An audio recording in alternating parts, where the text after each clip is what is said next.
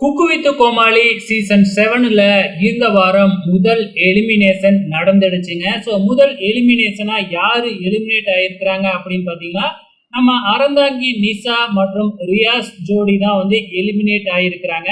இது வந்து cook with கோமாளியோட 6வது வாரம். இந்த ஷோ ஃபார்மேட் பிரகாரம் 4 வாரத்துல ஒரு எலிமினேஷன் நடக்கணும்.